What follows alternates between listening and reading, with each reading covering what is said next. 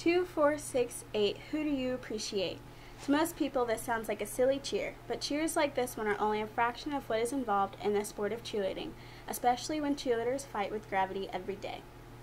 According to expert Heather Dell, cheerleading is becoming more popular and essential for crowd involvement at games, and because of that, the skills that are being shown are getting more advanced and therefore more dangerous. Cheerleading is often looked at as not an athletic, but what many fail to realize is that cheerleading is one of the most dangerous sports outside of the Olympics due to the increase of technique difficulty. With every basket toss being thrown higher and every pyramid another girl taller, these things make it easier for someone to suffer from an injury. When someone lives and breathes cheerleading, do you think they would just drop it all because they could potentially get hurt? There are a lot of safety measures that can be taken to lower the numbers, and they should be taken seriously. This all sounds crazy, right? Who knew that the girls who are supposed to be ditzy and known for shaking their pom-poms and bodies during a football game could actually be participating in one of the most dangerous sports in the world? A basket toss is when 3 to 4 girls or boys throw the top girl, which is known as a flyer, into the air as high as she can go so she can pull cool tricks. Kick fulls, back tuck baskets, and X-out baskets are what gets the crowd going. But what happens when that basket toss gets thrown off? What happens when a girl doesn't land all the way during her flip?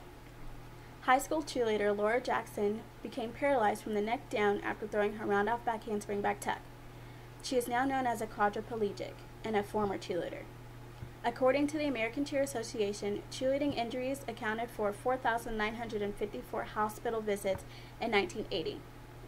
But just in the year 2001 alone, emergency departments saw 22,603 cheerleading injuries, according to the U.S. Consumer Product Safety Commission.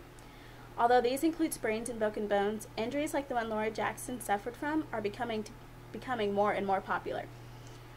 Nobody wants to be told not to do the thing they love just because there are dangers to it. Cheerleaders are not the only ones who risk their lives every day for their passion. The difference being most people don't take cheerleaders seriously. By sticking to what they know, cheerleaders should continue to take the necessary safety precautions so we can see our statistics on injuries drop. Examples of safety precautions are as follows. Spotters should always be used when attempting new things. All cheerleading squads should adopt a comprehensive conditioning and strength building program before the sport and after the sport. All cheerleaders should receive proper training before attempting any form of cheerleading gymnastics, which includes tumbling, partner stunts, pyramids, and jumps. Being knowledgeable about what to do when someone gets injured is very important. Even if a cheerleader says that they're okay, it is important for them to get checked out. And if they say they are not okay, don't just tell them to brush it off.